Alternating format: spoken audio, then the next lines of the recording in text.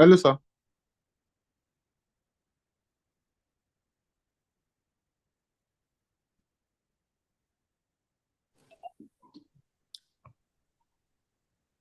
Hello. Hello, yeah, we are live on YouTube. Okay. Is Oh, is the host sorry. online? Sir? Is the host online? Yes, I think so. I think it's one that let me in just now. So I was trying to figure out how to get Okay. the Instagram. Yeah. All right. Thank you everyone for joining in early. Thank you. Can you hear me? Yes, we can. Thank you. Thank you. Thank you, Mr. Bode. Thank you, Mr. Peter. Hi, Stephen. Please, can you confirm that we are live on Instagram?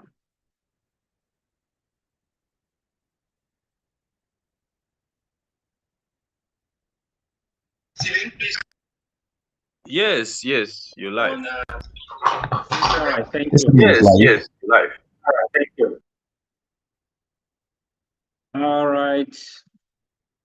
We are good to go.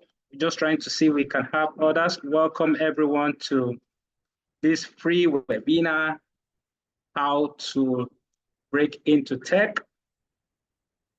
And we trust you're going to get a lot of value. We have some persons joining us on Instagram. We have some persons joining us on YouTube. So you can share the link wherever, share it with your friends, share it with, maybe your enemies, but share it with everyone, share it with everyone. We'll be starting in a GP. I'm just trying to wait. Our consultants tonight, this evening are in. We have Peter Olamiriki. We have our dear Victor Olukende Shola. We have dear Mr. Bode. We have Mr. Wale. And tonight, this evening is going to be very, very impactful. So welcome one more time, everyone. Just a minute, we'll be starting. We are trying to admit others so that, we can have a very full house to enjoy the session this evening. All right. Thank you. Mr. Peter, I don't know if I can't seem to see your face, but I can see Mr. Bode. I can see, Mr. Kenny, good to see you. Welcome. Thank you, everyone. Thank you for joining.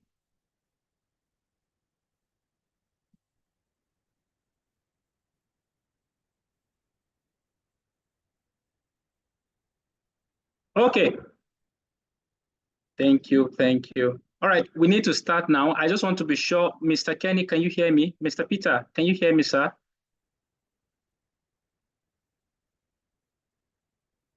Oh, good. We have Mr. Peter is back. I can hear you, Posting. Welcome. Thank you. All right. Welcome, everyone. We have our guests for tonight. They are all in. Mr. Peter is here. Mr. Bode is here. We'll be recording this, so we beg your indulgence to please permit that with us. So we'll be recording this. We have Mr. Kenny. Yeah, Mr. Kenny is here. Mr. Wale is here. Thank you, everyone, for joining. And tonight, we are very sure that it's going to be a very interesting one. So please, we are going to start right away, and we'll be starting, by meeting our guests. So I would like to start with Mr. Bode. Mr. Bode, please, do you mind telling us about you? What brought or drew your interest into tech? Tell us a bit about your background, about your transition into tech, or perhaps you've been into tech all from beginning. So we just want to know you, meet you, just something simple, sir. Okay. Thank you, Tosin. Thank you yes, for having sir. me. Yeah. My name is Bodiola Terry. I'm right. a product manager. I mean, I'm not sure whether I transitioned into tech because I studied computer science in the university. Wow. And so that was, I think, my introduction into the world of Okay. technology. And then after the university, I did a little bit of digital marketing before coming into the UK. So Okay. I would say digital marketing is an aspect of technology as well, even though it kind of combines technology and also marketing, as the name implies. Digital marketing is an aspect of it. As interesting as digital marketing was, I was looking for something which was closer to my roots in terms of computer science. So giving me the opportunity to influence how products are actually built rather than the digital marketing where it was more a case of the product is built, now find a way to get into the market. I was looking for an experience that would give me the opportunity to influence how products are built. And that's what led me to product management. So I would say product management was the closest I could find to being very involved or being actively involved in the product, in the technology product development process without being a software developer. So that's, At the moment, I work in an organization in the UK as the director of product and UX. Yeah. Wow. I must say you have a very fantastic, background, and thank you so much for sharing that with us. All right, I'm going to go to our second or the next guest here, Mr. Peter Olamberiki. I think we've brought Mr. Peter here over again, and Mr. Peter, I know that you came from agricultural background, but we want to really know, Mr. Peter, how did you transition into tech? And today you're a senior, business analyst in a place like UK. So tell us your journey, sir. I mean, there are a lot of our guests tonight who are just newbies. They don't know what it means to transition into tech. So we want to know and want to relate with your story, sir.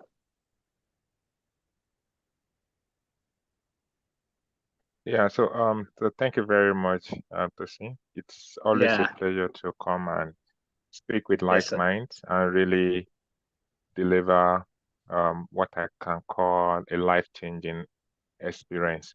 Okay, as you've said, I really don't have any background in computer, in technology. I used to refer to myself as a farmer because right from my university days, I studied agricultural engineering. So I'm very proud to say, yeah, I'm a farmer. And it just get to a stage in my life, I discovered that farming alone cannot really, it's not really enough because the kind of fund that is needed for you to really have a sustainable career and a very good life, it's not really, it's not something I can afford in terms of setting up farm and stuff like that. And again, when I migrated to the United Kingdom with my family, it became a challenging situation. So we all know in UK, it'll be very difficult for you being a migrant to be able to see land to do your agriculture or something like that. And I just look into myself and say, I've been an agricultural engineer with a fairly good career. I've managed a lot of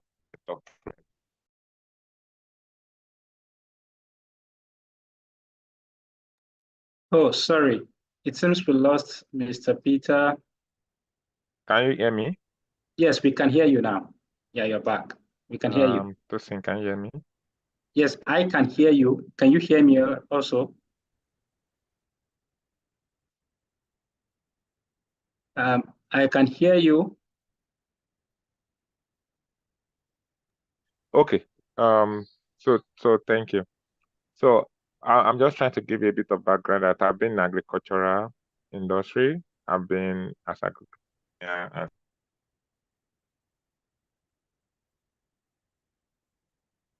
Okay, I think we have challenges with Mr. Peter's network. Okay, while we await Mr. Peter, I will just call on Mr. Wale. Mr. Wale is also another, senior business analyst in the UK. Mr. Wale, you're welcome. It's good to have you here this afternoon. Please, can you tell us about your background? Tell us your background. How did you move into tech? Are you someone like Mr. Bode, who has been into tech, right from time, or you're also like Mr. Peter, who was a farmer and now he's into tech? We want to hear from you. How easy was it to transition? How was it like? Was it a miracle or a mystery? Hi everyone. Good afternoon, everyone. Can you hear me? So as form of introduction, like the host mentioned, my name is Oluwale, and I currently work as a senior business analyst in the UK in the retail industry. Before, as a business analyst, I used to work in the marketing field in the retail industry. Marketing. Yes, please. And wow. From marketing perspective, I saw how a lot of people in the tech world then, like I call them, got involved in projects, a lot of the solutions that we wanted, in the marketing, we wanted to help us on our job, because I saw how they were delivering it and I got interested. I asked the right question, did a bit of training, like what ATC is offering here, and that helped my transition into the tech world as a business analyst. So basically, I was in marketing and I moved to the tech field now. Wow. But while you were moving, how easy was it to become a business analyst? I am just also to mention, I had no background in tech. I studied economics and accounting. I was on the verge of qualifying as a chartered accountant before the switch to tech. Wow. How easy was it? Sorry, your question was how easy was it for me to switch into tech? I mean, I wanted our audience to know how easy it was for you, to learn all of those tools. When people say tech, a lot of people used to have this imagination in their head, like, as a tech person, you are pressing code, you are seeing figures and all of those things. So I wanted to know from you, who have been in the line of marketing, I mean, how easy was it for you to just transition into being a tech expert? I mean, you're a senior business analyst, so I wanted you to share with them that, well, it's not that difficult. It's just something you drink tea and water and you become a tech expert or something. Yeah. Like my boss would say, just common sense. Common sense. Common sense, basically. Just our everyday life, applying it, bringing that to form in a sort of structured manner. So it's just really common sense. There was no miracle there, just common sense. Yes, sir. All right. Thank you. Oh my God.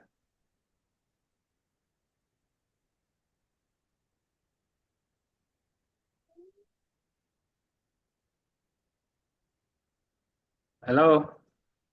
Okay, thank you very much. Thank you very much. All right. So while we are with Mr. Peter, I guess his network is having challenges. I'm just going to go ahead with Mr. Bode. Mr. Bode, thank you for telling us a bit about your background. Mr. Bode, just a very quick one. What are the steps you think someone can take to transition into being a product manager or a product owner? Oh, Mr. Kenny is back. Mr. Peter is back. Good to have you back. Good to have you back. Yeah, Mr. Bode. Yeah, I mean, that's an interesting question, because there is no one size fits all answer. So there are different ways that you can transition into tech, or that you can transition into becoming a product manager. I think what I would say is, based on my personal experience, and I think based on the experience of a few people I've also interacted with, it's always useful to have some level of domain expertise or domain experience before you try to transition into product management. And what does that mean? It means that whatever you currently do, that knowledge, that experience, the skills that you're getting in that current career track would be very useful to you when you're looking to transition to becoming a product manager. So because product management is, so there are technical skills, there are soft skills, but then a very, very important or key set of skills that you need as well is domain expertise. So just having a very good and solid understanding of like how an industry works, who are the players in that industry, what's the structure of the market, what's the size of the target market, and things like that. So long and short, gain very good domain specific skills. So it could be financial services, it could be retail, any sector, right? Make sure you're not losing that. And then on top of that, build on some technical skills which organizations like ATC can help you to gain. So technical skills in terms of gathering requirements, managing stakeholders, specifying requirements, all the works, prioritization and all of those things.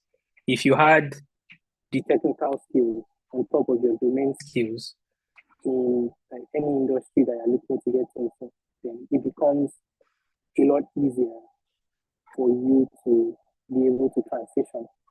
So again, just to summarize, gain technical skills, but don't lose sight of your domain skills or your domain knowledge.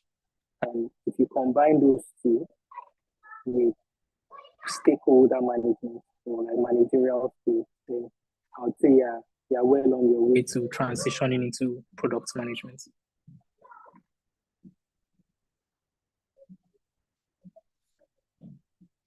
Tosin, looks like you're on. I think, thank you. I think a number of persons are beginning to ask questions as to what you just shared, and I think what you shared is deep, and I think I'm beginning to see some questions already. But I'm coming back to you, Mr. Bode, in this line of thought, but I think we have Mr. Kenny already. Mr. Kenny is in, and we are super excited to have you. Yeah, good afternoon from here, from this part of the world. And welcome, good morning to others in other part of the world, and good evening to you guys. Good. Thank you for having me. Yeah, you're welcome.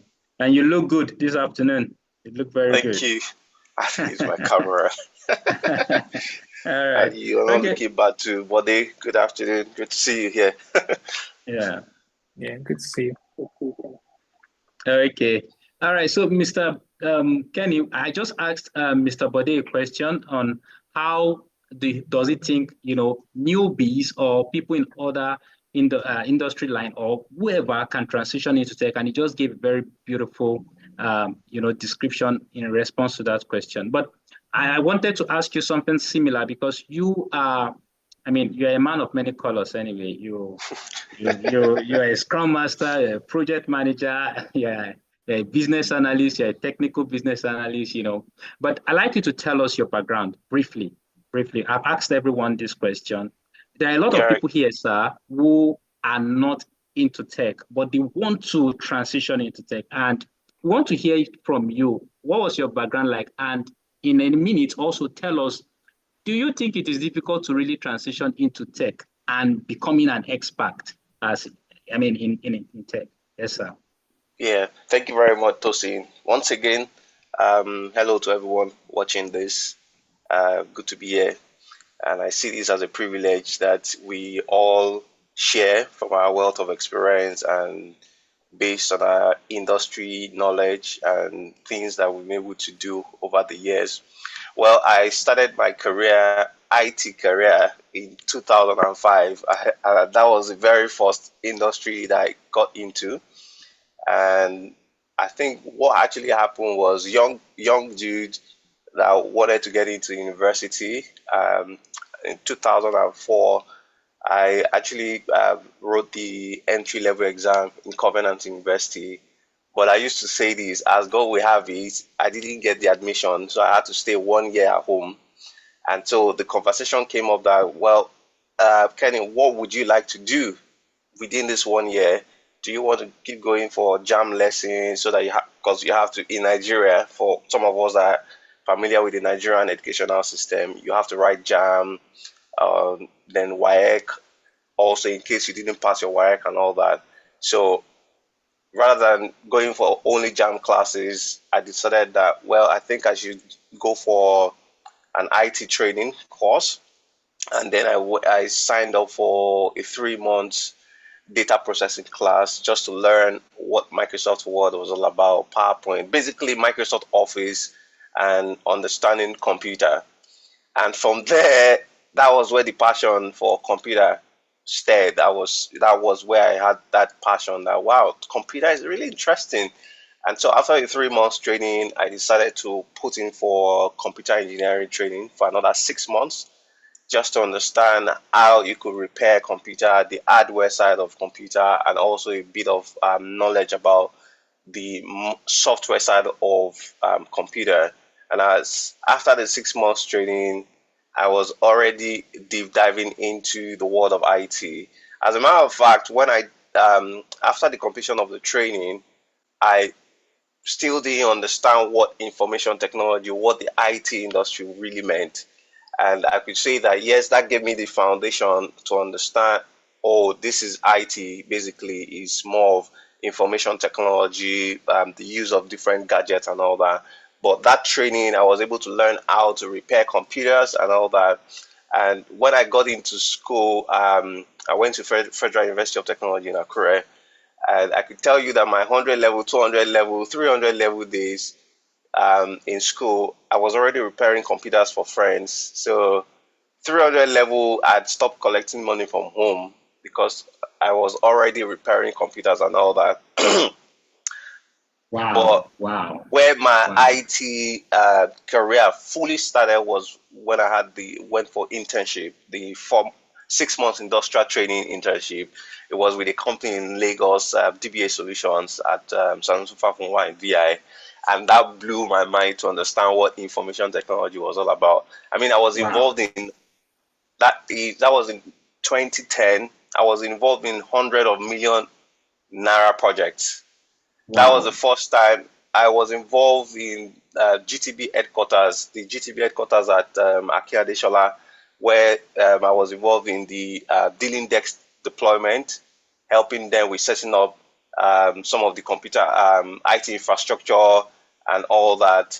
FSGA project in Marina. That blew my mind to understand why, wow, IT is wide and it's really interesting. So to answer that question about the difficulty, I don't think it's difficult to get into the IT space. You just need to understand, have the background of understanding what information technology is all about, and then over time you need to create a niche. I remember before I transitioned into the software side of information technology, I was heavily involved in the hardware side of things. I was an enterprise network engineer. The nature of my work and career in IT then required me to always be in a physical location to configure Cisco routers, switches. Basically, you want to set up a network infrastructure where computers can connect to each other all over the world, set up VPN connections and all that. That's what I was doing. But in the last 5, 6 years, I've transitioned into the software side of things. And when you were introducing me, you mentioned that I wear many hats now as a Scrum Master, as a business analyst, and all of that. And you know what? Not to take too much of time, the reality was, I think 2020 also gave me a little bit of reality for me to start advocating that people should also start looking at how they can transition into the software side of the software side of information technology, because it gives you great work-life balance. You can sit at the comfort of your home and working, and you're adding value to different organizations globally. You are not restricted to a location.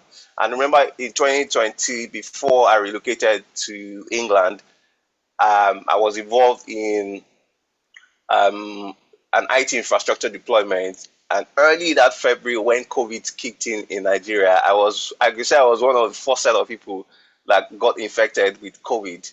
And those were some of the reality that dawned on me, that I need to face the software side of information technology strictly. And since that time, I've not gone back. So, so I hope this helps to answer the question about Yeah, it it's not does. difficult to transition into IT. If you're a banker, Peter was formerly a farmer.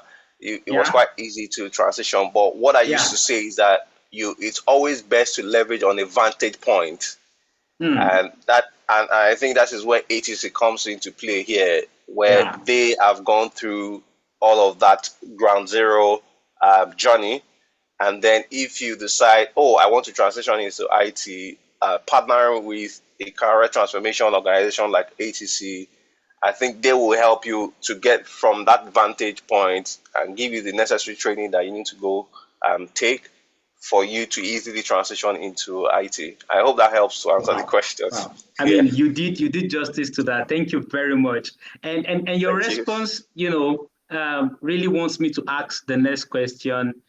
But I'm not going to ask you. I'm going to come back to you. But let's ask, our farmer, the background, Mr. Peter, who has the background in farming, and Mr. Wale, who also has the background in marketing. But Sir Peter, how long do you think it took you to transition from being a senior person in farming, because you were a senior person in farming? How long did it take you to become an expert that you are today in tech? I mean, there are a lot of people here who are like, okay, so how long will it take? Will I need to be learning, go back to school, all of those things? So, sir, we'd like to hear from you. You've had the experience. Yeah, so can you hear me very well now? Yes, we can. Yeah. Very well. Yeah. Okay. So when you're looking at transitioning into tech, one thing I really used to tell everybody is we are all in business to deliver value. When you are very correct to say I've been in the agric industry for a while, like I'm a farmer. But what is a farmer doing? A farmer is making sure that he delivers value to the customer. I'm an agric engineer. What is my primary role as an agric engineer? My primary role as an agric engineer is to make sure that I make farm machinery power available, to agriculture. So having that in mind, I'm providing a service of making sure that agricultural people, the farmer, all of them, they have enough tools for them to be able to carry out the operations. So and it's similar to when I came to UK and I discovered that I need to be dynamic, I need to repack myself, I need to be able to fit into the UK economy, and I really want something different for myself. And I start looking around. So I also start searching, just like what some people are here doing. You know that you have much more. You don't want to settle for less. And I agree. I was working. Yeah, I'm actually like a corporate farmer that's also delivering group agricultural practice training to to farmers in Nigeria. So I'm at that level. I was working with international NGO. I came to UK. I tried to find my feet, and it seems that getting my feet into the agric industry in the UK is quite challenging, or else I have to start from the ground zero, and that's not something that I really want to do. So what I did was, just like what everybody else, I started searching for knowledge, and in the course of searching for knowledge, I really encountered this courses, which is about digital business analyst. And after going through the overview of that course, I discovered that this course, what is it saying? It's really talking about the ability that for a soft skill professional to make sure that technology, to make sure that software, all of those things that Bode Kenny are expert in. So this soft skill professional is to make sure that businesses get the best from technology. That sometimes you see all of these business owners, they are not techie. Dangote is not techie. You see a lot of them are not techie, but how can they get the very best from technology? And that's what I think digital business analyst was really about. And it fascinates me because it resonates with what I'm being used to as an agric engineer, which is making sure that farm machineries, equipment are available to farmer. Now, as a business analyst, this is a profession that is focused on the soft skills, serving as a bridge between the tech world, between the art, tech guide, developers, and the business, that the businesses, they get the very best from technology. And that really makes me to be very interested because it is something that I can resonate with. Anybody that is in the business of delivering value. Anybody that can communicate well, anybody that can really engage stakeholder, anybody that can manage a team, So I think everybody has that chance, and it's already a leverage for you, for you to be able to migrate. And I did some training, just like I did some training, and within 6 months, I landed my first role as a senior business analyst here in the UK. Sounds really far 40 to 50K, to be very humble, and that is something that really amused me. And why? It is a accumulation of years of my experience as an agric engineer, years of experience as a financial person in the bank, years of experience as a general project manager that everybody is doing. So all those years of experience, it accumulated into something that we can now, manifest and let become a view in the tech industry. And that's really my experience. And that's what really fascinates me. And that's what really always makes me to really encourage people to all of those, your 10 years experience, 5 years experience outside the technology field, it's really very applicable. Once you get someone that can hold you by the hand, let you see the gold in your mind, then you will shine once you pass you to the fire. So, and that is really my experience. So the gold is in there. But when I get some people that really train me, mentor me too, within 6 months, I started shining as a senior business analyst in the UK. And that is always been my story. Thank you, Tosin, for having me. Within 6 months. Wow, wow, wow, wow. So sweet.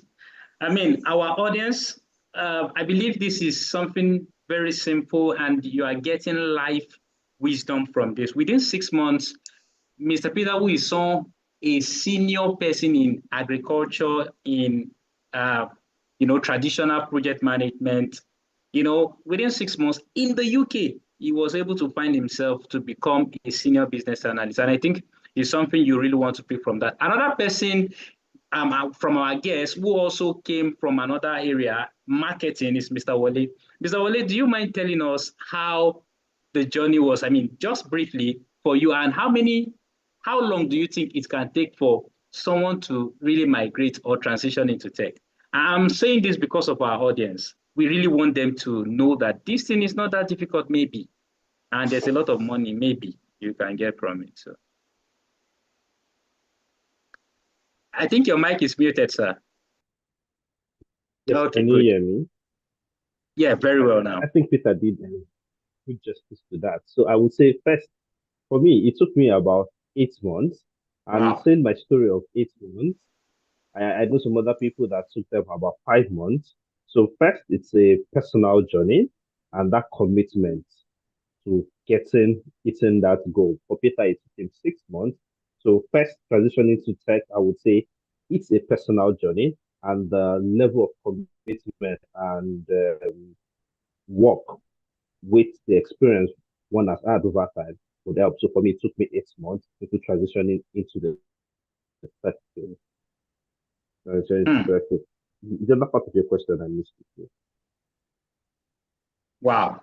So, Mr. Bode, you are saying, for you, 8 months. And we also heard from Mr. Peter, he said about 6 months. All right. Thank you very much for that. I would just want to ask Mr. Bode. So okay. Tosin, yeah. Sorry, Tosin, let me interrupt you a little. No So issues. when I say 6 months, so I actually calculate the time that so when I say 6 months, I actually calculated the time that I used to do my findings, do my research and all of that. Wow. Okay. So if I look at the time from when I engage a trainer and when I make up my mind about this is the direction I'm going to go, I think it really took me between October and December, to be honest with you. So what I'm trying to tell people is some of those time that they may be thinking about, they've already covered it if they're on this platform, because definitely they are making up their mind about the direction to go. So the first 3 months of my journey was still me trying to find my way, me trying to understand what's best for me. Now the next 3 months for me is really the action line. I've decided this is the direction I want to go, and I really go for it. And that is how it is. So ideally, trust me, some people have really covered some ground. So now, within the next 3 months, they can really land themselves in where they want to be in tech. Wow. Can I quickly come into that so that it doesn't Yeah. look like Kenny has always been in the IT industry, so it was very easy. The Yeah. truth is that for anyone that is also watching this live webinar and you are in the IT space already, there is always so room for transitioning within that IT space because IT is very wide. And I could tell you that it also took me 8 months to transition into the current pathway that I've decided to take on. And it's been an amazing pathway within the IT space. It took me 8 months. Just like Peter has said, the period of doing some research, trying to understand, which career path can I decide to transition into, and then going through the phase of training, getting trained in that new career path. So if you are into any of the industry and you want to transition into whatever career path that the ATC helps to get you to that vantage point, it is still going to be considered as a transition phase, or there's definitely going to be a transition period for you to come up to speed and be a professional in that new career path. I hope that helps to give more context to people watching. Yeah. Yeah, it does. It does. And I will just give it to Mr. Bode to just give us a final response to that also. Mr. Bode also said he has, been in that line of tech. But Mr. Bode, just like Mr. Kenny has said, do you think someone in tech can also transition? Because a lot of people, and Mr. Kenny really gave us a very beautiful scenario to that he was in the hardware area, but then he moved to the software. So, Mr. Bode, if we have people like that here, maybe, I know how to handle the computer. I used to work with the computer, maybe my current place of work, or I'm just in the hardware. I mean, tell us, sir, how long do you think it took you to transition into product management? Or generally, how long do you think it can take one to transition? And just like Mr. Peter has said, anybody who is here, you have gotten some time already. I mean, you are getting part of what he went for, looking for the knowledge. Yes, sir, Mr. Body. Yeah, so I think first things first, I would like to reiterate something Wale mentioned, which is the fact that it's a personal journey. The purpose of sharing this is to help you understand that, even amongst like the four of us on the panel, we all have slightly different backgrounds and slightly different experiences. Yeah. But ultimately, the level of dedication and attention that you pay to your transition journey will play a very huge role in how long it takes for you to actually transition. So if I'm talking about myself personally, as I said, I have a background in IT because I studied computer science. Yes, and sir. Even though I was at the start of my career, I was more focused on the digital marketing aspect of IT. I was a bit of an all-rounder because I was involved with software projects as well. Wow. In terms of transitioning to get my first, shall I say, product manager role, I think took me about 2 to 3 months. Wow. And again, for context, it was probably not that difficult for me because it was something I had always done, right? Yeah. So it didn't take me a long time because even though I'd done it informally, I just needed someone to hold my hand and to help me to see that, all Yes, of the sir. things that you've done previously are actually the things that a product manager would do. You just need to understand and you need to be able to see yourself in that light. And again, going back to something Kenny mentioned earlier, it's about how do you leverage platforms or people who have gone ahead. As I said earlier, no experience is a waste.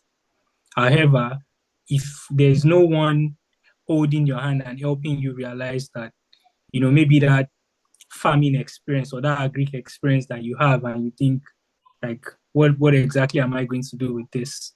If you work with a team, you work with mentors, they can help you realize how to bring all of that experience together into a cohesive plan that if you take it out into the market, then you become a really attractive prospect. So for me, it took about, probably 2 to 3 months.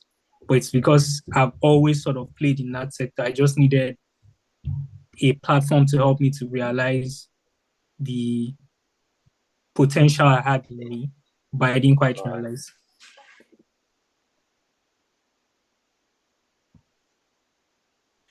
Yeah. Thank you, Mr. Bode. Can you hear me? Yes. Yeah, we can hear you. Okay. All right. Thank you. Thank you very much. Thank you very much for that. And I quite understand what Mr. Bode has said. If someone can tell you that, like Mr. Peter, who used maybe 3 months, let's say 3 months, if you look at the real time he used, or let's say Mr. Kenny that used 8 months. And if someone tells you that, look, within 8 months, I was able to transition, but the commitment, if you're not going to give it the commitment someone like Mr. Kenny gave to it, then you might not be able to do it within that time frame. Thank you very much for putting that clarity to it. So friends, audience, this webinar is for you. We just want to show you how you can really break into tech. And we want you to know that it's not that difficult. It's all about you. But quickly, I'm going to ask Mr. Peter another question. Mr. Peter, as a senior business analyst, in the next few years, how do you see the role evolving? I mean, generally, in Canada, US, Nigeria, everywhere, how do you see the role of a business analyst revolving, sir? Yeah, so thank you so much, Tosin. So when you look at the current trend in the tech industry, one thing is very important. A tech that cannot solve real business problem is not useful.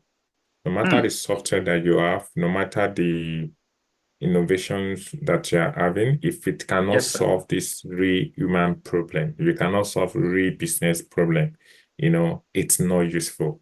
And that is the role of business analysts. What do? We analyze the business to make sure that techie solutions are really solving business problem. It's as simple as that.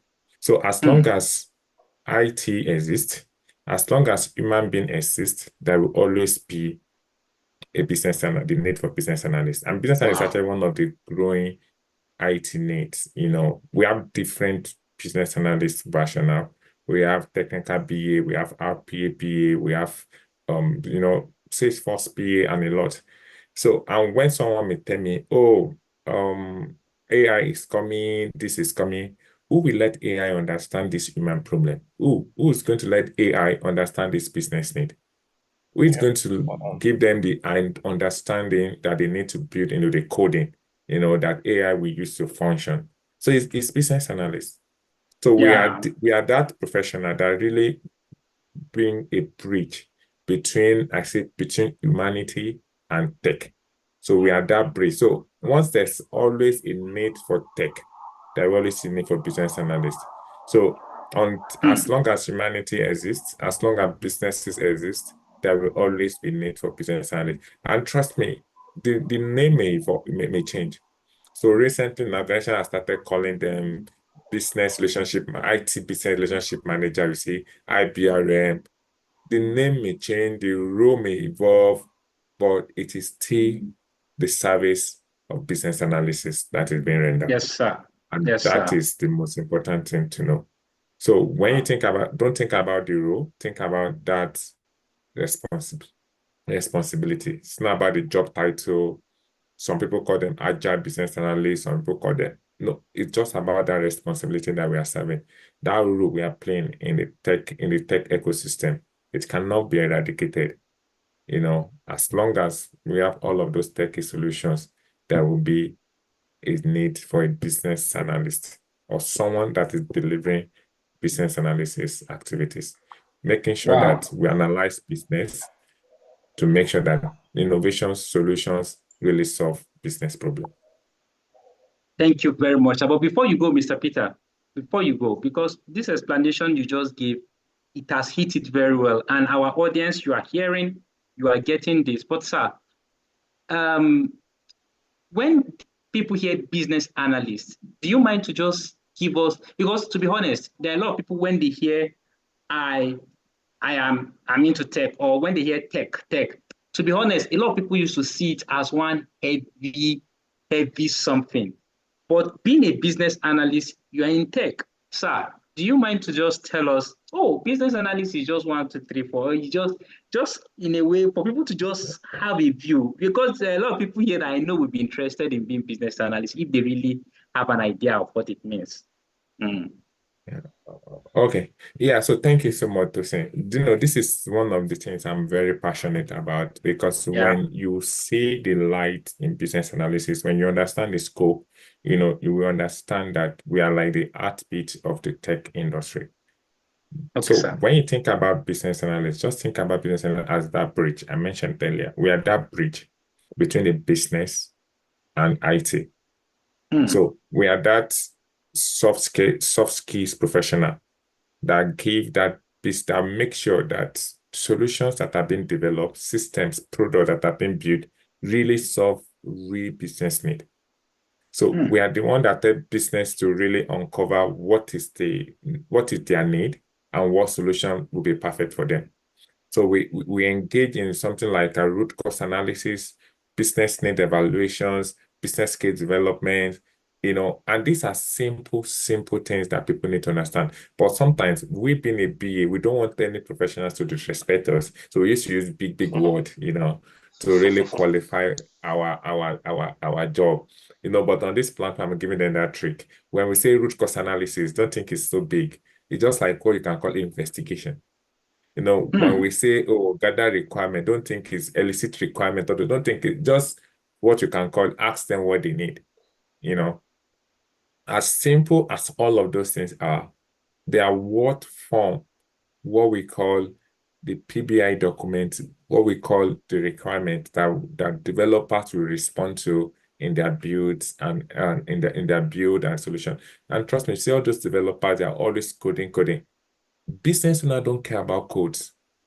You can't tell me that all of these business owners, they don't care about code. They don't know how to code. All they need is what can solve their problem. So whether you write 100 code line, whether you design it is robust, it's none of their business. What do they need? They need a system. They need a solution that will solve their problem. And that is us. And developers care so much about their codes. So we want to tell developers and say, come on, 10-line code is enough to solve this my problem. Don't waste your resources and energy. Give us a 10-line code that can do this, that can do that, and it's okay. This man will pay you every for that 10-line code. Don't waste your energy to be doing 100 lines of codes. And you can see the beauty of our work. So developer will like us now because, of course, we reduce their efforts to just make sure that they focus on the business need, rather than for them to give us their own creative innovation that business will not really need. I'm currently working on a project now, and one of those things we are doing, we discovered that solution has a lot of capacity and capability that business don't need. Guess what? They go to decommission it and stop using it because business don't need it and it's taking a lot of money and stuff like that. So we are that person that also help to maximize, resources, IT resources, and increase productivity. So that is who we are, and I'm very proud of what we do as a business analyst. May I add a little to that, to what Peter has said? I think it's best to make it more of a popcorn style conversation, so that the audience can quite enjoy this webinar. When Peter was talking about that developers just want to develop software and get things done, the other side to it, to the context, is that developers don't care about the business need. They don't care about what it's all about. They just want to develop the software, to be honest. Sir. And that's why the business analyst comes into play here, or a project manager comes into play as the bridge to make sure that, developer, don't just be developing anything that the business does not need. This is what the business needs. This is what you are meant to do. This is what you are meant to write.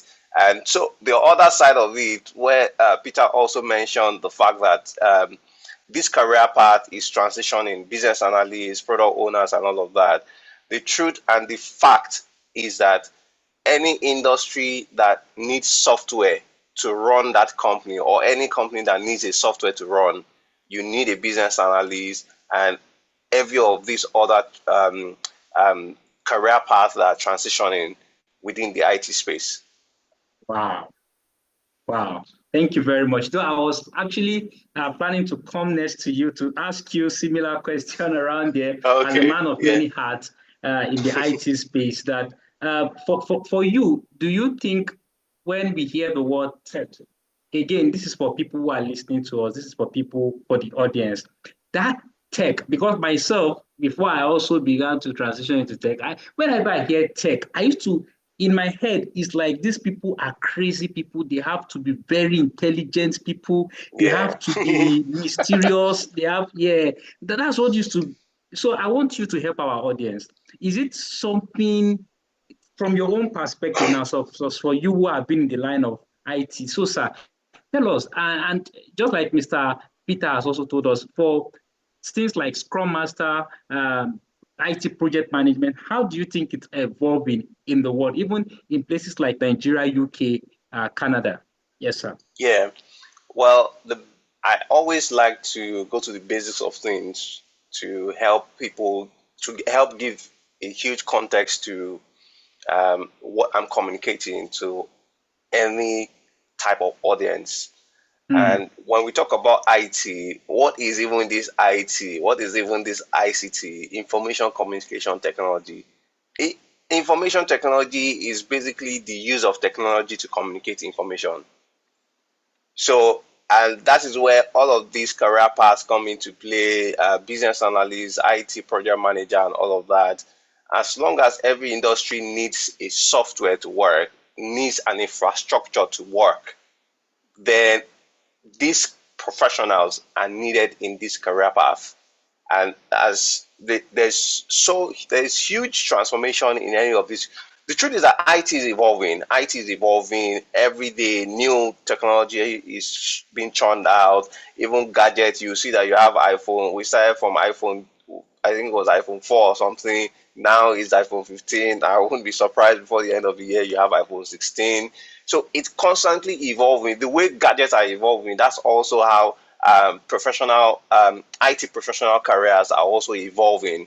Now, a project manager, if you heard about project manager before, project managers, they are, in our language, we call them, they are waterfall traditional project managers. But now, project management has also evolved. That now you're seeing organizations looking out for agile project managers that can also work in the other world of project management. Do you understand? Of delivering a project or delivering a product.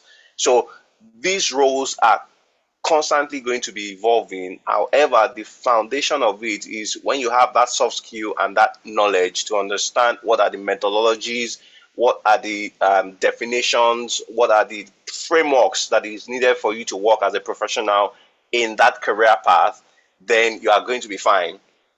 AI, the people are shouting AI are going to take job and all that. As Peter has mentioned, even the AI that you are feeding the data to, the AI, it needs a human interaction to understand what to consume and what to give out, to understand how to process prompts. Prompt is how your questions, things that you write into the AI chat window to process your request.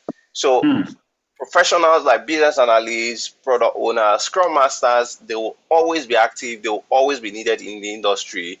And I can tell you that in the next 50, 100 years, it might evolve. As Peter has mentioned, the portfolio name might evolve, but the core of that career will always be there. Yes, sir. Yes, sir. Thank you very much for giving this perspective to, and it gives the balance now. Thank you very much for it. Mr. Bode, sir, quickly, but before I ask Mr. Bode, please, our audience, you can begin to drop your questions in the chat box. If you are listening to us on IG, on Instagram, please, you can drop your questions on Instagram. We have some of our representatives that will pick it up. And if you are listening to us on YouTube, you can also drop your questions. Please, we would like to pick them up. This webinar is actually for you, and we just want to show you how you can transition into tech anywhere you are. If you're in the UK, you're in Canada, you're in Nigeria, how can you transition into tech? All right, quickly, Mr. Bodesa, I'd like to ask you, to you, how do you see product management, just like Mr. Kenny also mentioned a little of it, how do you see product management evolving in the nearest future? I mean, is this something you think people should look into more? Are there better opportunities in it? How do you see it evolving, sir? Quickly. Then. Yeah, I think so. Just like Peter and Kenny have said, Yes, sir. Product management is, in a way, very similar to business analysts as a role. Okay. Because a lot of what you do is trying to understand the root cause of issues or understand the actual customer need before you go into development. So for as long as humans exist, product management as a field is going to be relevant, because product management is all about making sure that whatever solutions you're bringing to the market meets the needs of your users. So identifying who your ideal customers should be, engaging with them to make sure that you actually understand what exactly their problem is or what exactly their job to be done is before you start developing solutions based on assumptions. So for as long as humans exist, it's a role that is going to remain relevant. Okay. But definitely it will evolve, especially with artificial intelligence. The trend that we started to see is a lot of, or a number of the responsibilities of a product manager, especially around data analysis. So any sort of analysis that is best done by a computer, you're finding that as product managers, it makes more sense to actually outsource some of those responsibilities to an AI tool, rather than you as the product manager maybe trying to interview, say, 100 people and then trying to synthesize all of the things that you heard from those 100 people in terms of coming up with your personas, just as an example. It's becoming a lot easier to actually do those 100 interviews and pass that on to an AI model to say, okay, so out of these 100 interviews, what are the commonalities? What are they saying? What are the things they are not saying? And you can use that to build your personas, build out an idea of a target audience for the products that you're working on. So I think product management, in terms of how it will evolve, is going to be more reliant on artificial intelligence to do a lot of the, shall I say, roads, like part of the responsibilities of a product manager. But at its core, in terms of understanding people, understanding humans, managing stakeholders, to develop successful products, those are, at least to the best of my knowledge, those are responsibilities that you cannot outsource to an AI model. But anything that can be outsourced to an AI model is going to get outsourced. And I think it's exciting because it means that as a product manager, you would have more time to be able to do the things that actually deliver a lot of value. So, for instance, spending time with your customers. I like to say this to my colleagues at work, that you can't. So maybe just for context, so that people understand. From time to time, I have meetings where I just pick a selection of our customers, and sometimes I just have meetings with them just to understand if they're having any challenges with our products, any sort of features or functionalities that they expect that they are not seeing, and things like that. And I always joke with my colleagues that, artificial intelligence might be coming for you people's jobs, but for as long as you cannot send an AI robot to go and talk to your customers, I think I'm safe. So, Exactly. so it's just understanding that aspect of, having a very solid understanding of who you are building for. An artificial intelligence model can quicken the work, it can speed up the process, but it can't replace you. So I'd say there are lots of opportunities in product management. The core responsibility, I think, is always going to be there, but certainly with artificial intelligence, is going to evolve. This is very Beautiful. But while you were talking, sir, I wanted to ask something. Is product management a tech? Are you into tech too? Like, because I was just wondering that, I'm really asking these questions because of our audience, sir. I really want them to catch it, because a lot of us who are audience listening to you, we are like, hey, I used to think that tech is one. I don't know. I don't know if I'm the only one thinking about this. My audience, Yes, please, you can unmute your mic and help me. I'm trying to communicate your mind to our guest. But Mr. Modena is telling us that product management, so I just wanted to say yes or yeah. no So to that. I mean, product management is technology. Okay. If I use Peter's words, product management is the bridge between your technical solutions or your software solutions and your end Okay. users, right? Wow. So Wow. all you are doing is trying to simplify for your developers. From a developer standpoint, you're trying to simplify the customer need. As we've Okay. established, if you leave developers, software developers, to solutionize, they would come up with fantastic I mean, Honestly. not to use Yes, like sir. any derogate, they'll come up with fantastic solutions that, you may end up finding out at the end of the day, maybe only 5% of it is actually going to be used by your Wow. customers. So you've Wow. wasted time, you wasted resources. So as a Wow. product manager, you're acting as that go-between to make sure that your developers are keeping the end user in mind, and anything they are building actually solves a problem for the end user. If it doesn't solve a problem for the end user, then there's no point building it. So that's you're just like, you're the go between your end users and your software developers. Thank you very much for this, Mr. Bode. I'm going to let us, Mr. Peter, Mr. Kenny, Mr. Wale, anyone, we have questions coming in already. We have several questions from IG, but we also have questions from Zoom here. And I think the first question I'm having here is AB. AB is asking that, as a data or business analyst, how necessary is having a portfolio to landing a job? But I think our dear Sak, I think I saw a response of someone trying to clarify that. Hi, AB, could you please give some more context to what you mean by portfolio in your question?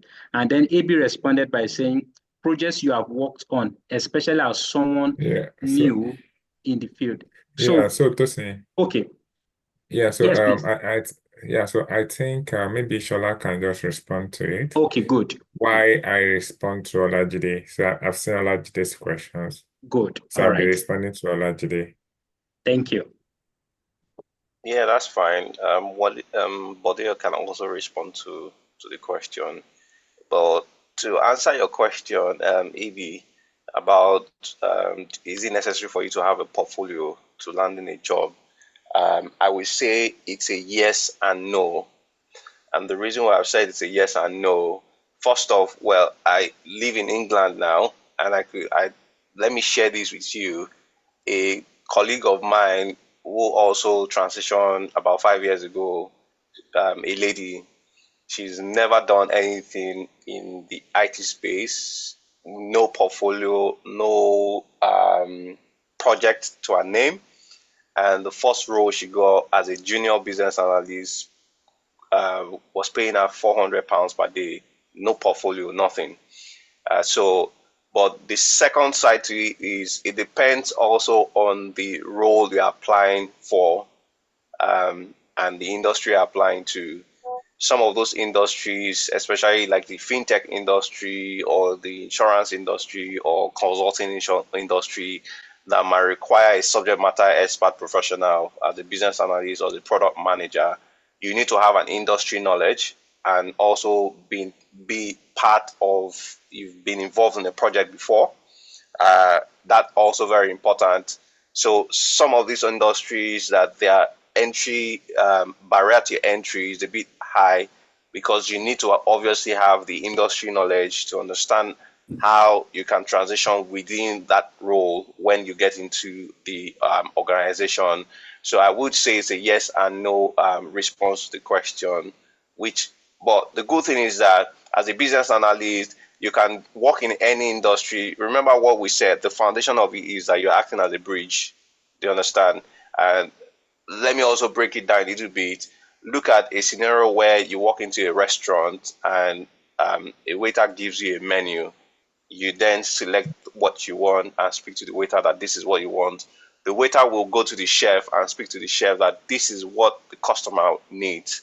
So see that waiter in this example that I've given you as the business analyst or the product manager.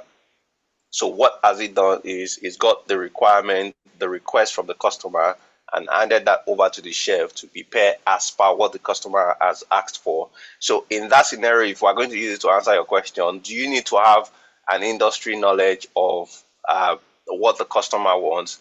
I would say yes, because there are some terminologies that the customer will say, well, I want Bujunwa, I want Yamarita. If you don't have an idea of what that means, you would, excuse me, sir, sorry. So some of those things require, depending on the role you're applying to, might require you to have a portfolio. But in general term, another thing you can do, which is, I think that's part of why ATC is here, is they could give you a vantage point. I think what they also do is they put you through some practical project training as part of your training phase, where you also add some portfolio to yourself, and then they might also help you with how you respond to interview questions to give the interviewer an idea or a picture of the fact that yes, you are a subject matter expert, having worked in other fields, but joining the organization as a project manager or as a business analyst, you can easily scale up or speed up in knowledge and experience within that industry. I hope that helps to answer your question. Maybe Bode or Peter might also want to share more light into the question. Yeah. Okay. AB, if you don't mind, you can just tell us, or you can drop your comment while if Mr. Bode wants to respond to that also. AB, you can let us know once you. Yeah. I think the only other thing I was going to add, and Shola, Kenny already mentioned it at the end, is the fact that, so the benefit of going through a structured training like this is the fact that you get a project, a live project that you can add to your portfolio. So it won't be a case of you applying for jobs and having nothing to show or nothing to speak about. I mean, there are lots of trainings. You can watch YouTube videos. You can buy some £10 training on Udemy. But the disadvantage of those is you won't get access to any sort of live projects that you can actually try your hands on. And apart from the fact that it's useful, it's not compulsory to have a portfolio, but it's very useful in your job application process. I think what I've also found is people who have gone through a project and they've had the opportunity to put into practice like all of the theoretical knowledge, they go into interviews much more confident and much more engaging, so that when they're answering interview questions, they are not telling the theory. Because trust me, if you're talking to a professional or to an experienced person, they can easily filter out, someone who is talking based on book knowledge and someone who is talking based on having gone through a project before. So even though it's not compulsory, I would say it's very, very useful. And it's also why I would recommend like structured training programs like the one that ATC offers. Yeah. Thank you very much, Mr. Bode. All right. AB, we believe you. Okay. AB said thanks for the response. I believe AB has gotten a good feedback to that. Mr. Bode, Mr. Peter, do you mind helping us with Olajide? Yeah. Yeah, so Olajide's question is just similar. I'll be answering a similar approach. He's asking about transition into BA. Will it be considered effective for self-learning? So that is, when you want to transit into business analyst, I assume that's the meaning of BA there. That is self-learning. I mean, self-learning programming language Okay, so Olajide, you are really mixing things up a little bit. So because let's separate it. So when you talk about self-learning as a means of transitioning, I think that is one part of what you're asking. Then the other part that I can see is learning programming language is another part, right? So if I separate this into two parts, when I take the first part, which is self-learning into transit as a means of transitioning to BA, yeah, so I would say, yeah, you can self-learn. That's the truth. So you can self-learn. But one thing that is very important is it's all about the result that you can produce. And you need to be sincere for yourself. If you are self-learning, how challenging is it? It is going to be challenging because you don't have anybody that will hold you by the hand. All you do is you watch videos, you do the assignments and stuff like that. So if you are someone that you think that's the best for you, that you can do watching all of those videos, be able to conceptualize projects, you're able to really defend the tasks, you're able to really deliver at the point of interview, all well and good. But trust me, it is not really as easy as that because people, especially in United Kingdom and Canada, so they really want to employ business analysts that will come on board and deliver.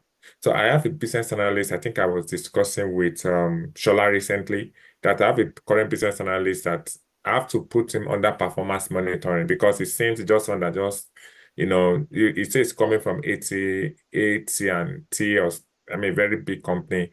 But of course, you can see there's a lot of lack in his knowledge base, and this one that is even coming from the industry.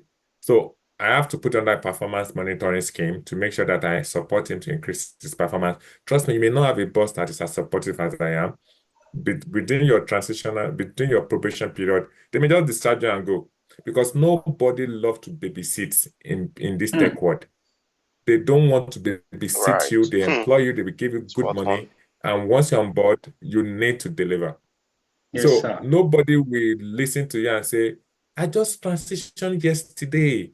No, you guys are not fair on me. The pressure is too much. Nobody's going to do that for you.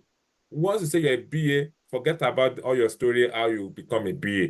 You say you're a BA, you get a BA job, the pressure is on you to deliver from day one. So, and if you think YouTube, all of those self-learning is enough sufficient support that you think can scale you through your day one, then I wish you the very best. Okay? Of course, human beings are very dynamic. I believe in the possibility of what human being can achieve. There's nobody that can say it's impossible. Okay? But it's going to be difficult, but not impossible. And that's the part of self-learning. So, and when you now look into programming language, so again, I will tell you that it depends. If you are looking for, they will have put it in some of those roles. So when you apply for each role, you apply to a role that plays to your strength. You don't learn it. So if you've not learned any programming language, you can get the role. When I got my first job as a senior business analyst, I did not learn any programming language. But again, you must understand the usage of all these languages in case they ask you. For example, if somebody asks me about SQL, you must understand how does those language, and actually this language that you put here, they are not really programming language, if I want to correct you. SQL is a querying language, for database. Yeah. Power BI is just a tool. Okay, so sometimes the use of word is very, very important. I know you're not a technical person, but the technical person in me is trying to correct you, right? So when you look at Power BI is a tool for data visualization. So SQL is a language but we have a lot of software now that we use it to query database. So one thing is very important as a business analyst, how do you use all these tools? That is more important than you knowing those tools back to back. There will always be a tool that you don't know how to use when you get your job. But you knowing the purpose of that tool is what is very important. When I got on the job, I was introduced to a tool, Mirror. And once I first discovered, what did they want to use Mirror to do? I just thought, they use it for modeling.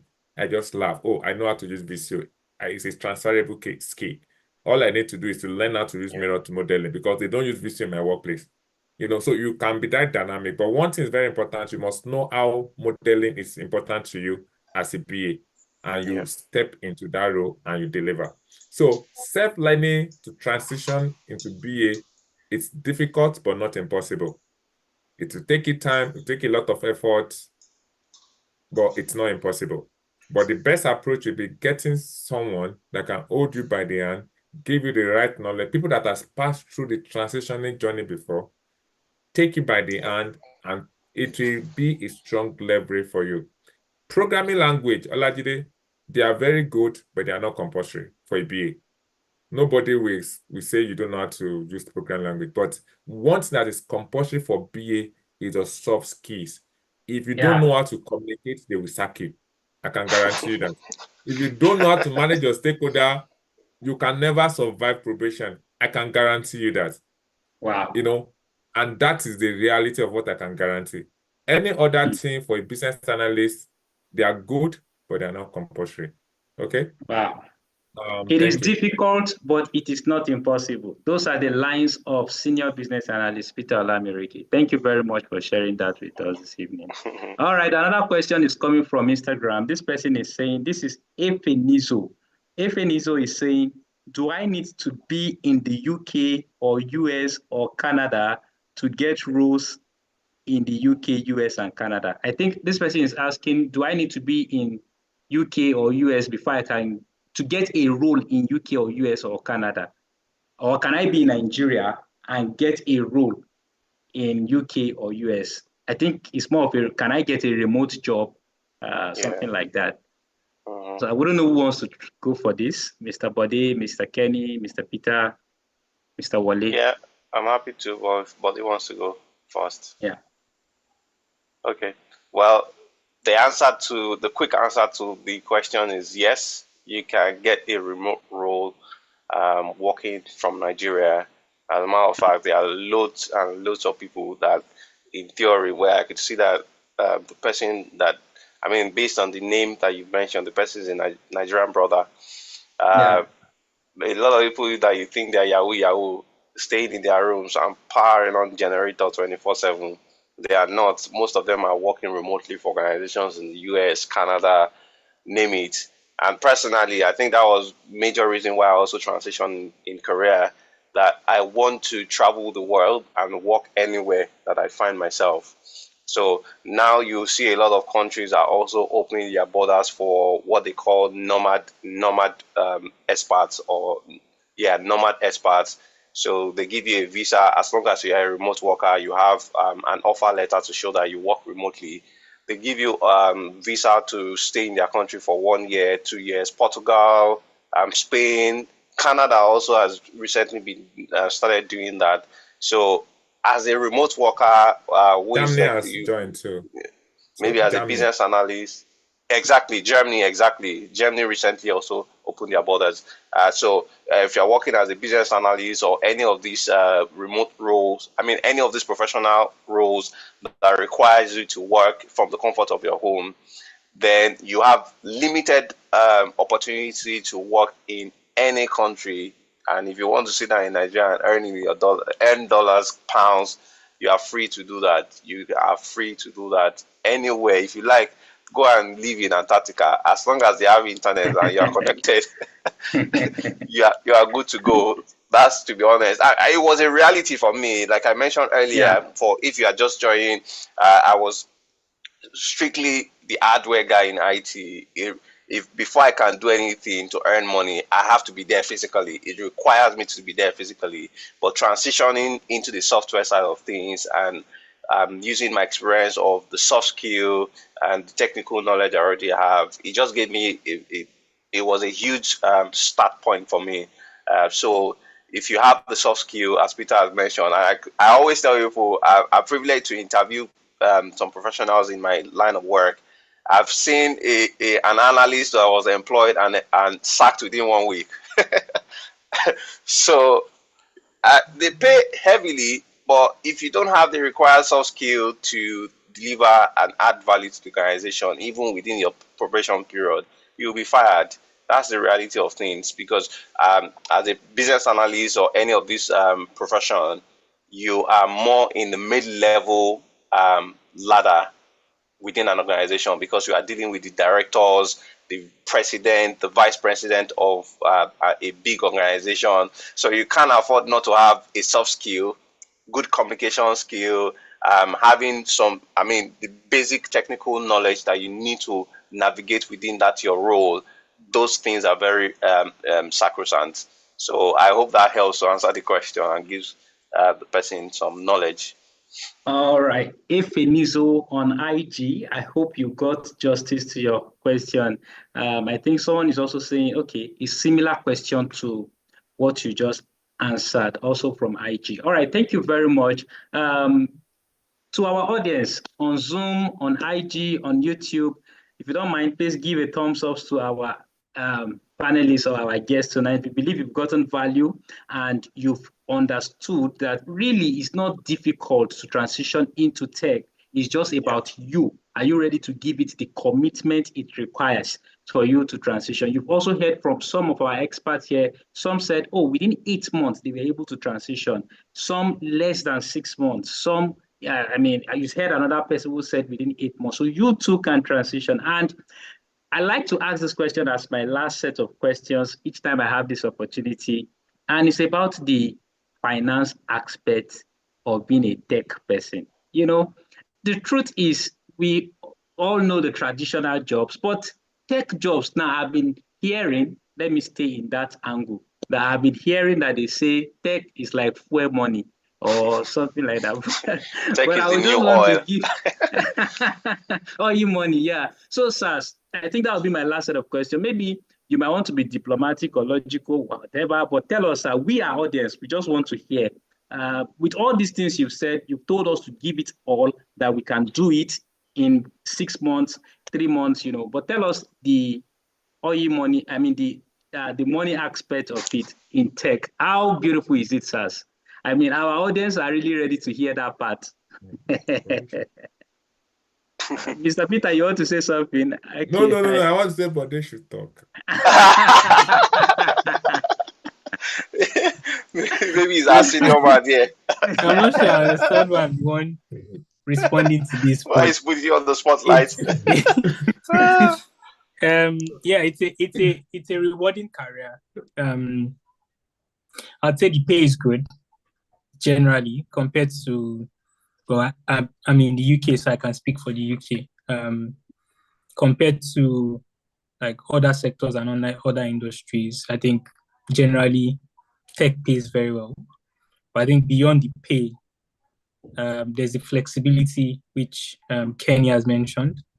The fact that, as much as many organizations are now trying to get people back into the office, but I think for most people in tech, the arrangement in most cases is still hybrid.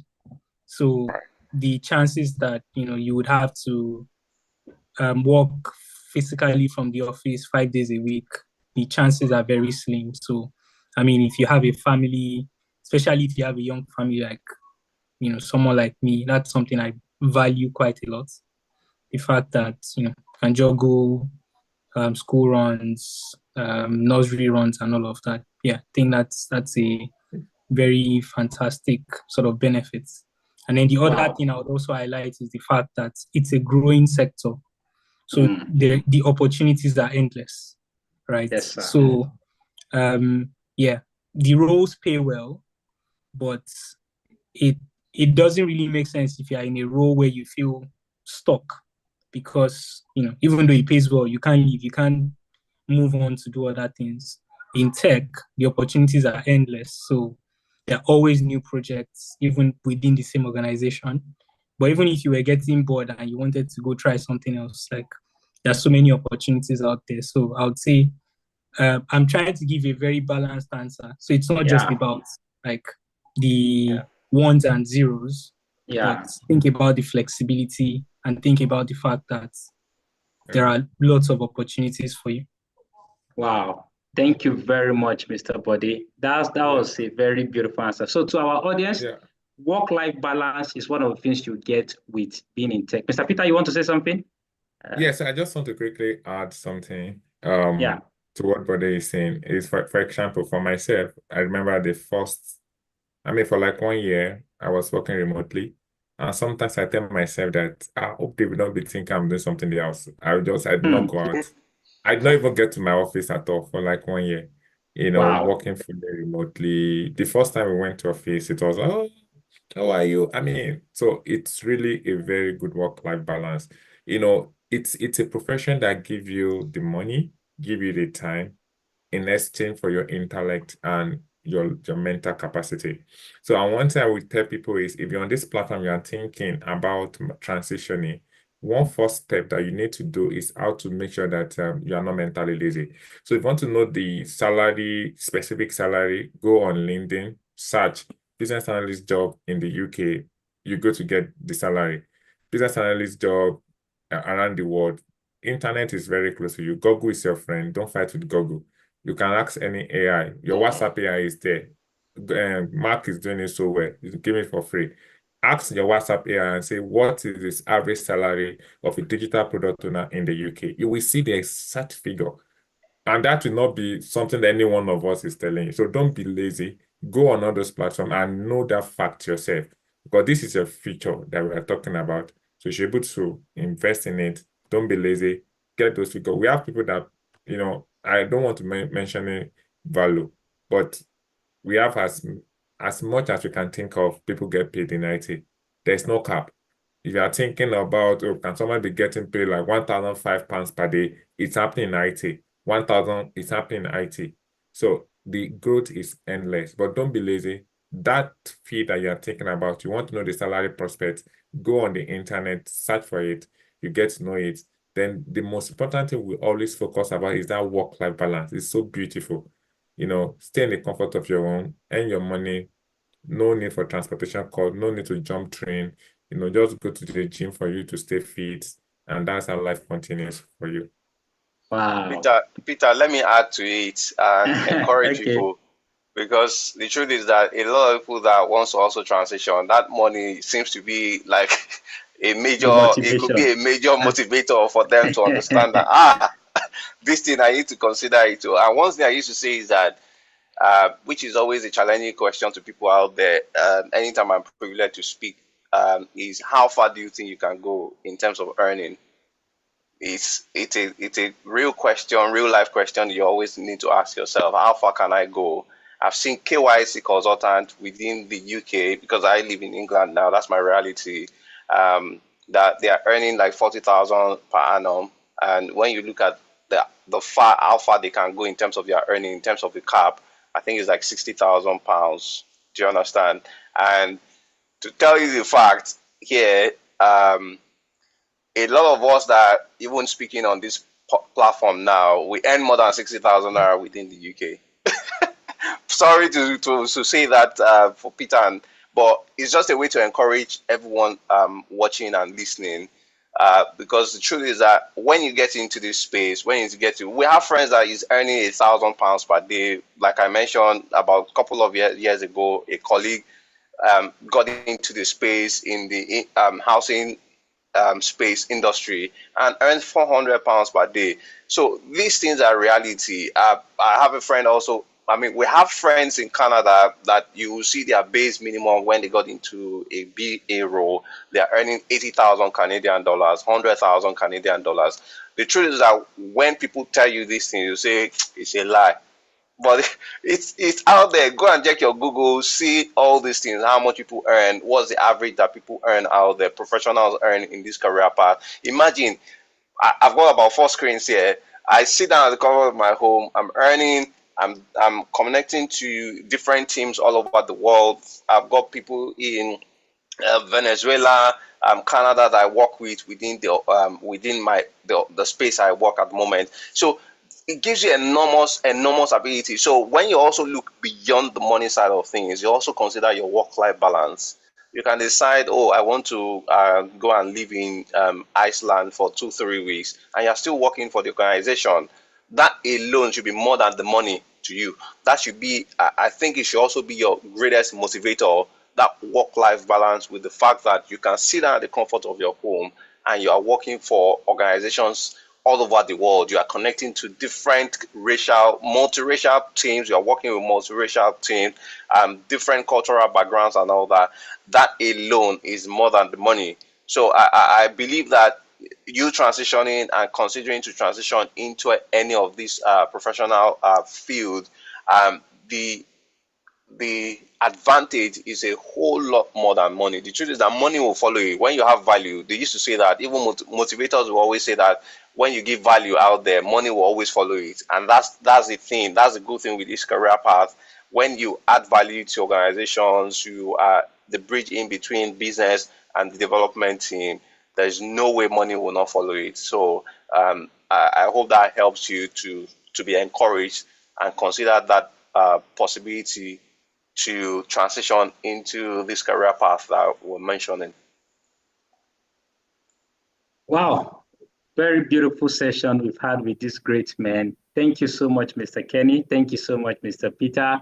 Thank you, Mr. Bode and Mr. Wale. It's always a beautiful time to have you guys come talk to our audience. And to all our audience who were able to join today, we believe you've gotten so much value and you really understand now that transitioning into tech is not that mysterious. It's not a miracle.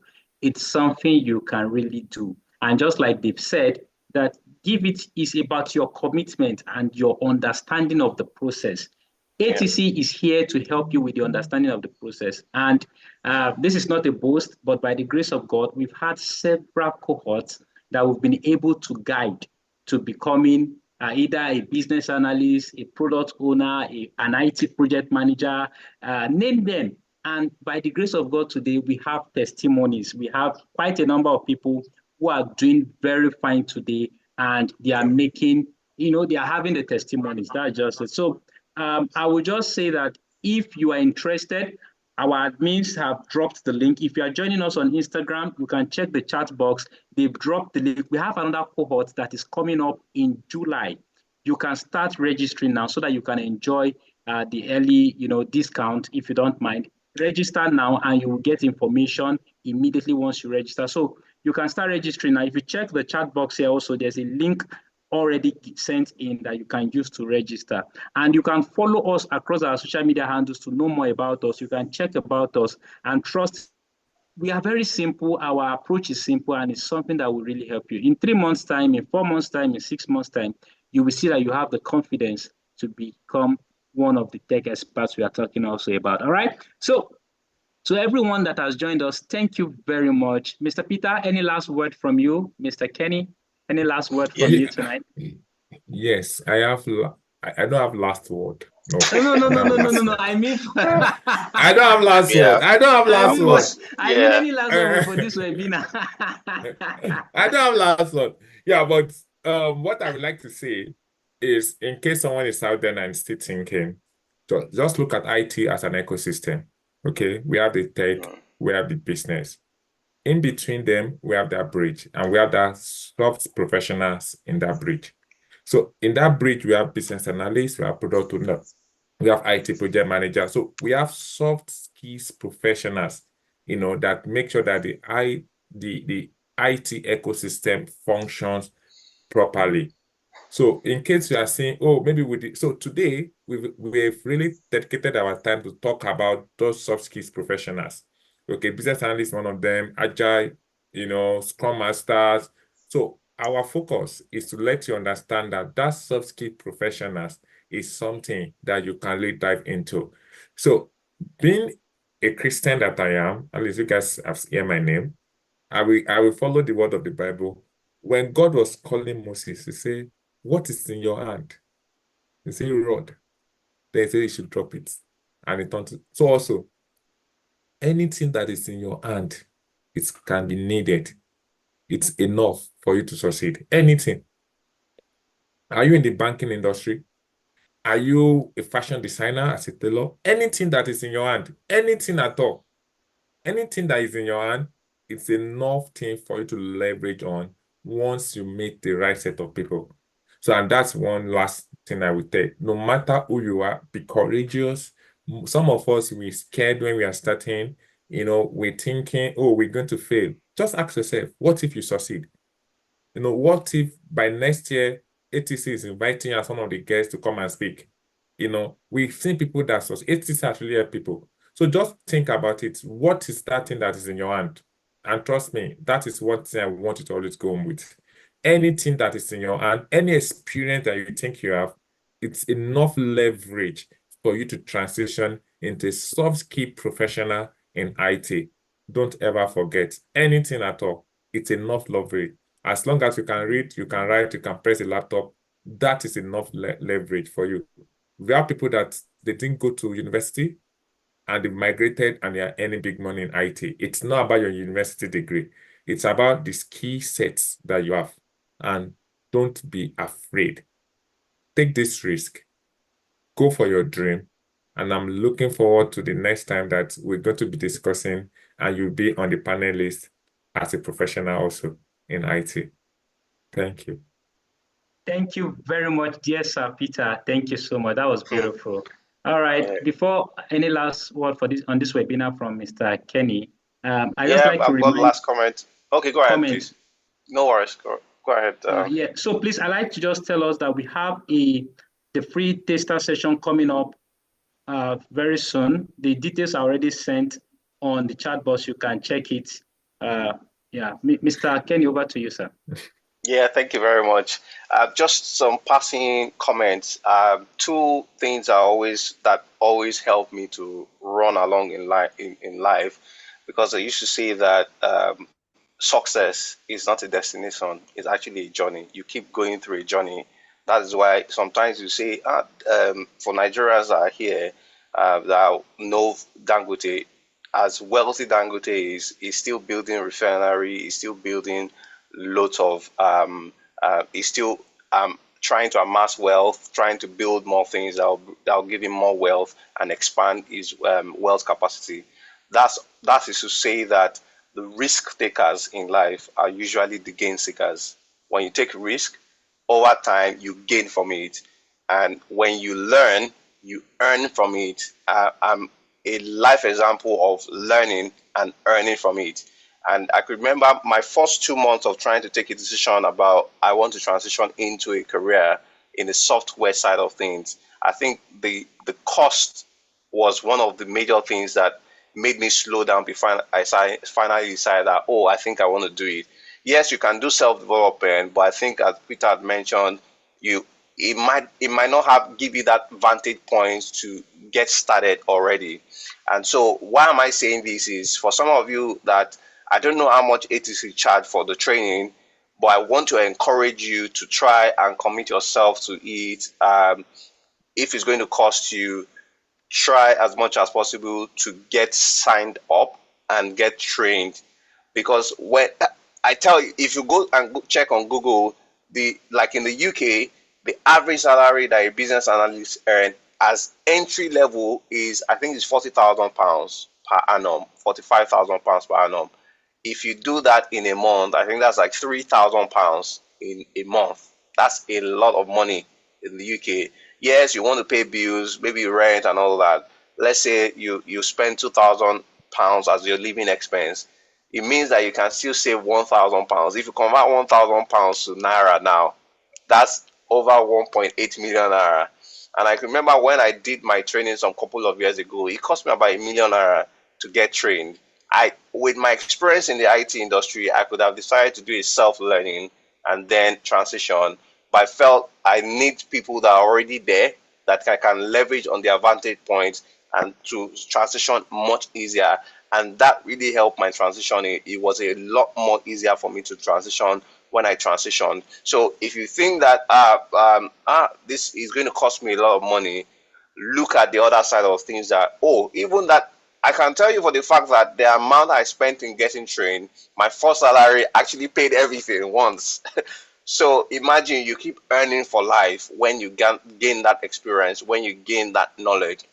So when you have that industry knowledge, you understand what are the methodologies, the frameworks that I use as a professional. No one can take it away from me again. And that means that when you come to a table, they used to say this a lot, that when you come to a table, what value do you bring to a table? So you learning gives you that vantage point and then helps you to increase your value in the industry, in the global, at the global stage. So when you decide to work with an organization, even in the US, I don't know if you have heard, watched this debate or heard this debate that in the US, someone that is earning maybe £40,000 per annum in the UK, if that person goes for the same job in the US, they are paying like $100,000 per annum for that same job. So what is that saying to you is that the entry level of most of this role is below average, is below the average of how much a waiter is being paid. All right. So when you get trained, you add value to yourself. When you come to that table, you will definitely earn a lot more. That within your 3 months of working with an organization, you would have even forgot that you spent maybe about 1 million naira in getting trained to add value to yourself. So don't forget this. The risk takers in life, they are usually the gain takers in life. I hope that helps you. Thank you very much, ATC, for giving me the platform to come share again and impact lives.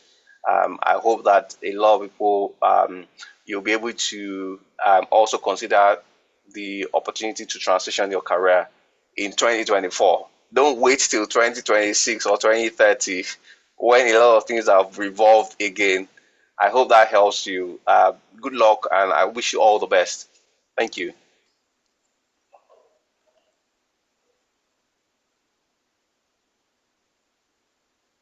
Thank you very much, Mr. Kenny. Thank you so much, sir. Thank you so much, Mr. Peter. Thank you, Mr. Bode. Thank you, Mr. Wole. And to our audience, we believe you've gotten so much value. Look at the time we've spent, all to just let you know. If you want to reach us at ATC, you can just type Advanced Consulting, or if you check the chat box now, you will see our social media handle.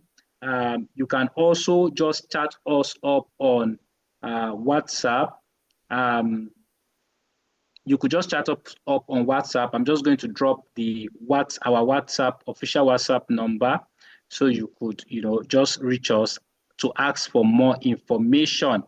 All right. So thank you so much, everyone, for joining. It's been a fantastic time, and we trust you've gotten so much value. So that is our WhatsApp number. You could just have that number, reach us, ask any question you want to ask, check us on social media, and you can get more information about us. This is where we'll be bringing it to a close. Thank you, and have a wonderful evening. Bye-bye. Thank you, Mr. Peter. Thank you, everyone. Bye, everyone. All right. Cheers. Bye. Thank you. Yeah.